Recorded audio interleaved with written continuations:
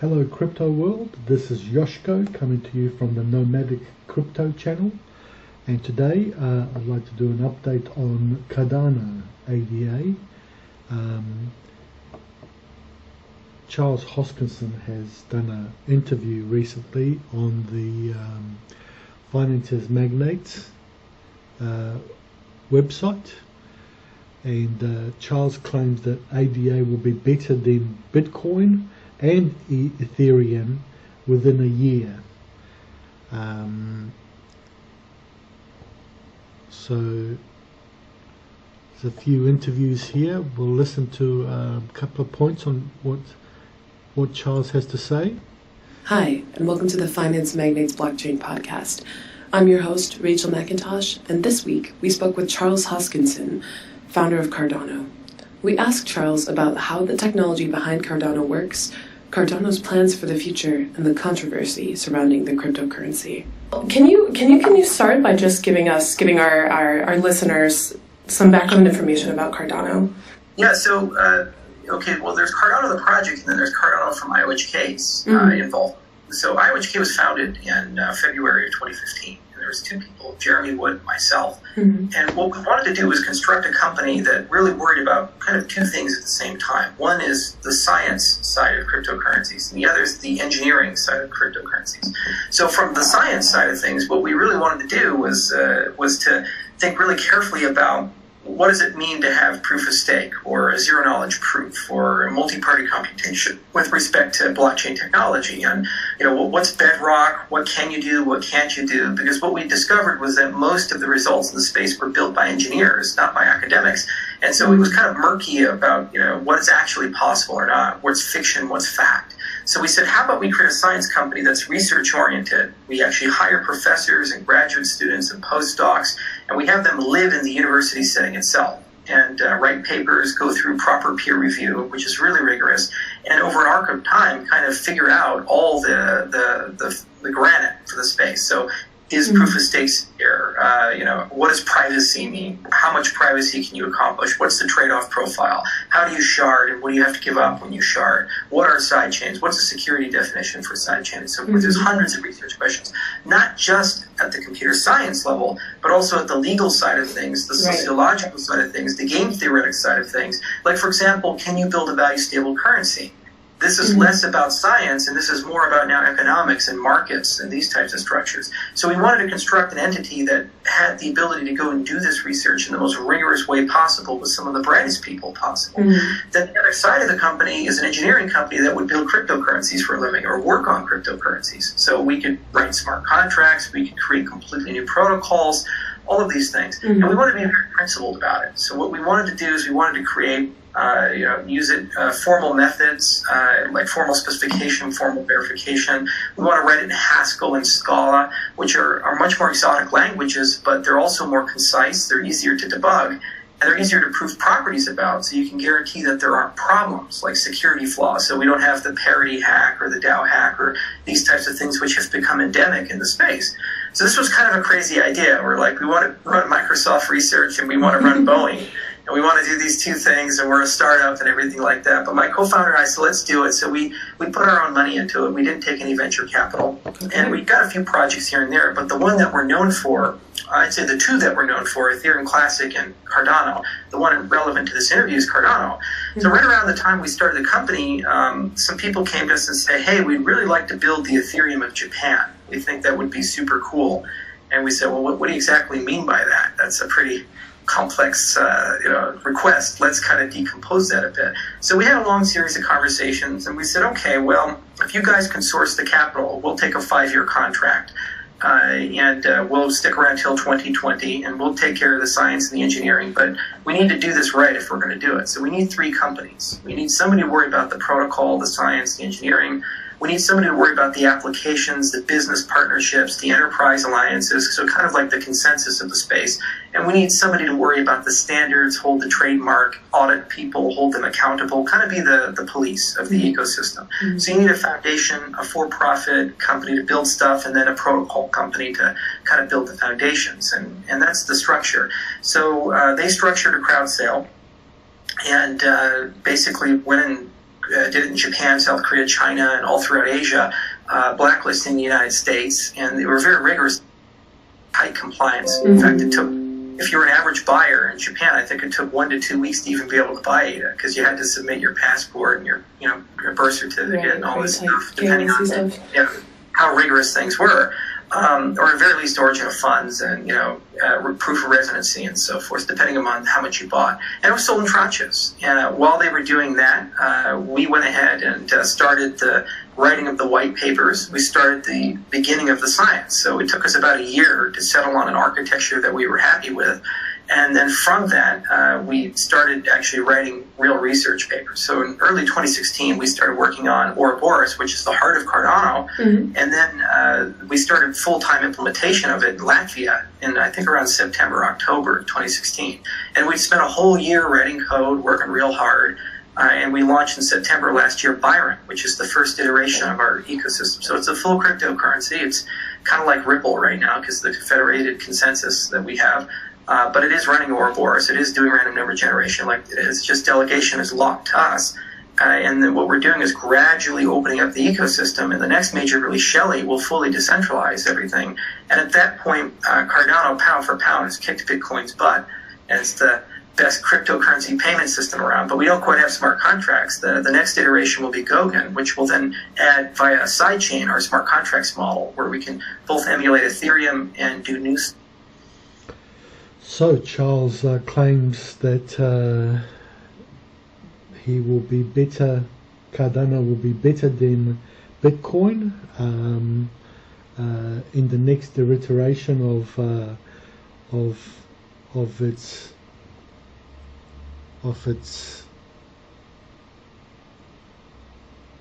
progress. Let me just hear that again. The police of the ecosystem. So you need a foundation, a for-profit company to build stuff, and then a protocol company to kind of build the foundations. And that's the structure. So they structured a crowd sale and basically went and did it in Japan, South Korea, China, and all throughout Asia, blacklisting the United States. And they were very rigorous about it. So there was very tight compliance. In fact, it took, if you're an average buyer in Japan, I think it took 1 to 2 weeks to even be able to buy ADA because you had to submit your passport and your birth certificate and all this stuff, depending on how rigorous things were. Or at the very least origin of funds and proof of residency and so forth, depending on how much you bought. And it was sold in tranches. While they were doing that, we went ahead and started the writing of the white papers. We beginning of the science. So it took us about a year to settle on an architecture that we were happy with. And then from that, we started actually writing real research papers. So in early 2016, we started working on Ouroboros, which is the heart of Cardano. And then we started full-time implementation of it in Latvia in, I think, around September, October 2016. And we spent a whole year writing code, working real hard. And we launched in September last year Byron, which is the first iteration of our ecosystem. So it's a full cryptocurrency. It's kind of like Ripple right now because of the federated consensus that we have. But it is running Ouroboros. It is doing random number generation like it is. Just delegation is locked to us. And then what we're doing is gradually opening up the ecosystem. And the next major release, Shelley, will fully decentralize everything. So Shelley is the next release and will be decentralized thing. And at that point, Cardano, pound for pound, has kicked Bitcoin's butt. And it's the best cryptocurrency payment system around. But we don't quite have smart contracts. The next iteration will be Goguen, which will then add via... So Shelley is next, and Goguen is the one after that, which will include smart contracts. And at that point, I would suggest Charles believes that Cardano will be better than Bitcoin and Ethereum put together. Sidechain, our smart contracts model, where we can both emulate Ethereum and do new stuff like with Yella and Plutus. So it's been a long project. I've been working on it for about 3 years. I've hired so many people. I've gone to damn near 40 countries about it. I've done hundreds of presentations. And we've had a lot of fun. We've written 70,000 lines of code. As I mentioned, we've had papers appear at Eurocrypt and Crypto. No other cryptocurrency in the world has been able to do that for its protocol suite. These are hard conferences to get in, even amongst academics. More often than not, 4 out of 5 times if you submit a paper, it will be rejected. So that's an independent standard of quality. Our code also goes through auditing by the Cardano Foundation through FP Complete, and we also have independent security auditing as well through Bcrypt and through RPI-SEC. So the code is audited from a quality perspective and from a security perspective, and the science is audited through peer review. And we have weekly technical updates. We have a monthly update on our roadmap. I do lots of interviews. I travel lots of places, and we're happy to answer any questions about the project. We have a very strong community in Japan as well. That's where the project began. And actually, one of the largest companies in our ecosystem, Emergo, is based in Tokyo. They have a huge office there. They have a venture capital fund there for building dApps and things like dozens of people. And they have a community management group there. And they have regular meetup groups in Tokyo, regular meetup groups in Osaka, and other places in Japan. And we have a very strong community, and it's just amazing to me that people would just lie about us. So thanks for having me on, so at least we can have a conversation about Cardano that's fact-based. Yeah, absolutely. And let's talk a little bit more about Japan. So I'm curious, why was Cardano and ADA marketed so specifically to Japanese investors? I think I saw a figure that was 95% of ICO buyers were of Japanese origin. Well, because remember, the client that established all of this was based in Japan, right. Based in Osaka. So there was already a Japanese bias there. Second, if you look at the crypto markets in Asia, there are three that matter: China, South Korea, and Japan. So there was a strategic bet that of all three of those markets, the most friendly, favorable, and long-term growth will likely. There are a variety of reasons for that, but one, because China was likely to have some form of a crackdown. So at the time, China was a much larger market. But we felt that over an arc of time, the Chinese government would understand that Bitcoin and other things could be used to evade capital controls and other things like that. And they're going to start saying, hey, maybe this crypto thing is not such a great idea. Let's try to control it. Because we're not Chinese and we didn't have native access to that market, it didn't make sense to compete too much there. So then it came down to South Korea and Japan. There was an attempt to have a greater presence in South Korea, but the sales first started in Japan. So there was already a lot of momentum there by the time it came to an end because the sale was oversubscribed. As for European and U.S. participation, the thing is that there's a difference between your primary offering and your secondary offering. So once it hits the open markets, everybody's free to buy it because it's a different token at that point. It's a different proposition at that point. It's a finished product. And that's exactly what happened. It launched at around 700 million on Bittrex, and now the whole world is participating. And we're starting to... Okay, that's an hour and a half interview. I'll put the link in the description so you can check that out for yourself. But yeah, if we read the article, Charles goes on to confirm, to be frank, within 6 months or a year, we will be pound for pound better than Ethereum and Bitcoin in every dimension and aspect, just based on how our roadmap is rolling out. And that's just generation 1. So bit disappointed that he's comparing the current standard of Cardano to Ripple, which is very interesting.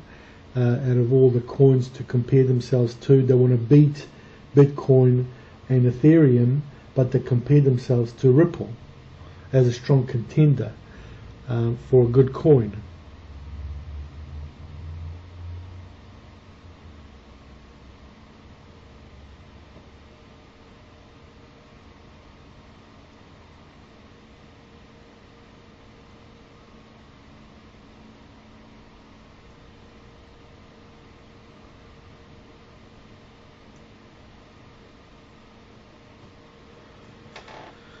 So it looks like Cardano is in it for the long term. Specifically, Charles goes on to say that he wants ADA and Cardano to be used 50 years from now. So he's definitely got a long-term vision on this coin.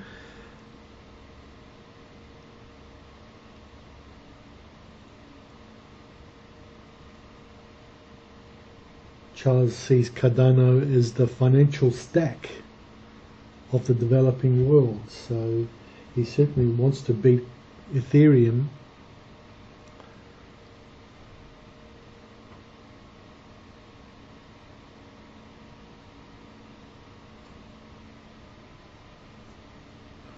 Okay, he does he does differentiate himself from Ripple, and he goes on to say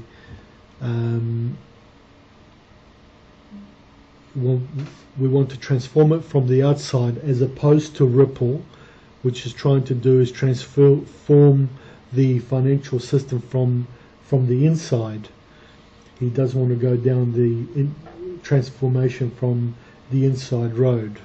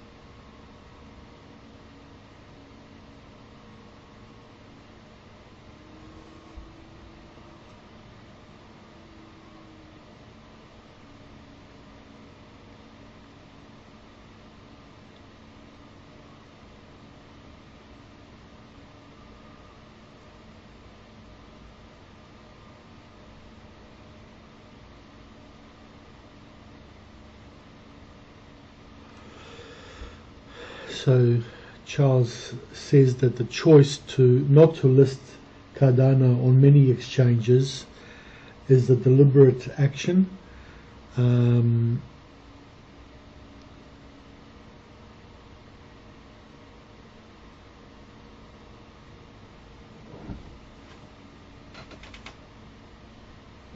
As part of Cardano's philosophy is to educate the marketplace.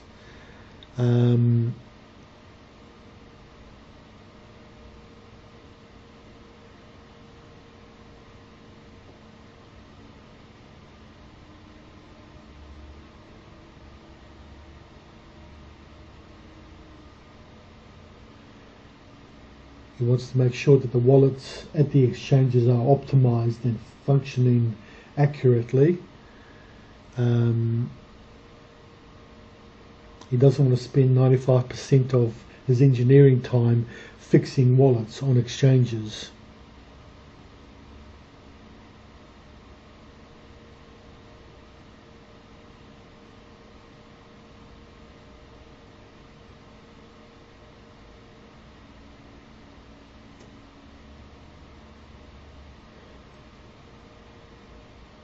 So the work on Shelley is imperative at the moment.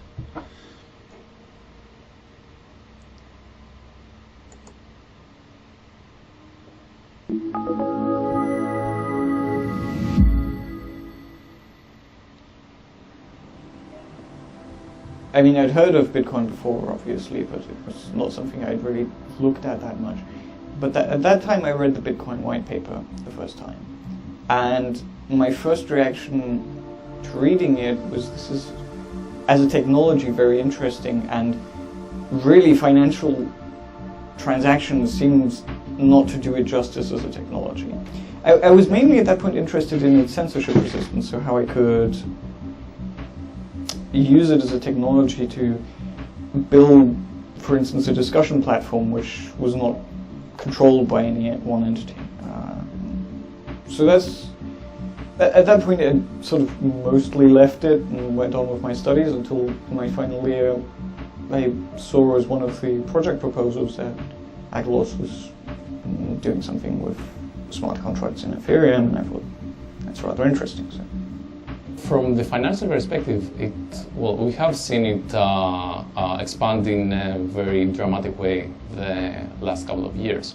But from the application of the blockchain technology, we haven't seen that much expansion. So I think that the level that the technology is used and the financial depiction that we have on the markets don't follow.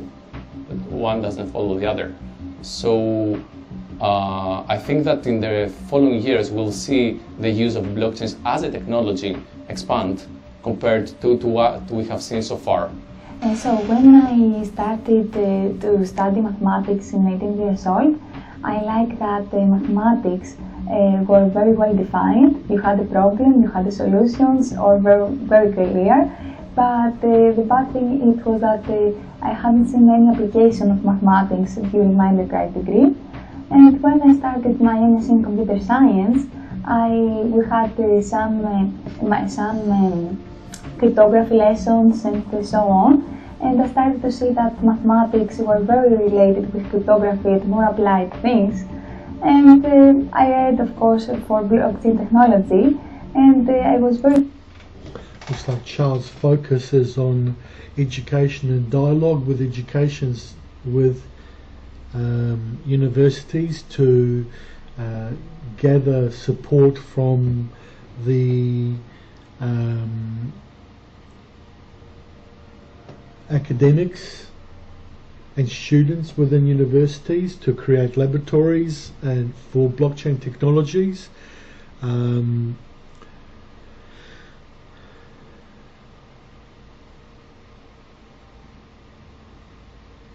Looks like once the APIs are built for Cardano and they're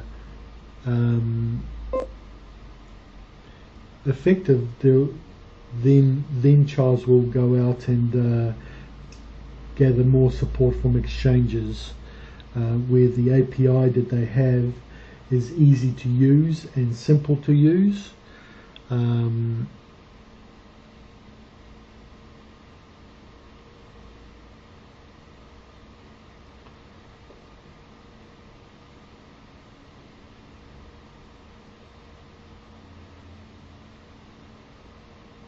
According to Charles, Cardano has brought in a lot of new users into the crypto space, and users that need to be educated on how to use the exchanges correctly. About half the people who bought ADA had never bought cryptocurrency before. They're completely new. They're like Bitcoiners. So as a consequence, these people need some training wheels.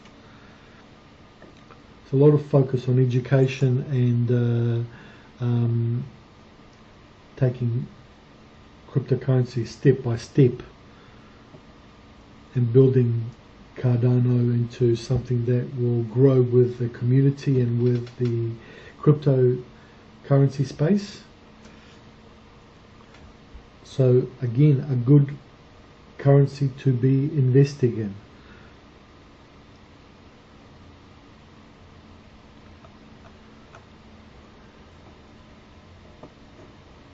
So I'll put the link to this article in the video description below. If you have any comments, please let me know below what you think about Cardano, ADA and Charles's viewpoints.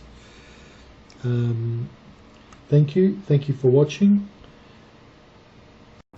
If you enjoy this content, please subscribe to our YouTube channel and click the little bell beside the subscribe button to ensure you get notified of future important videos and live streams.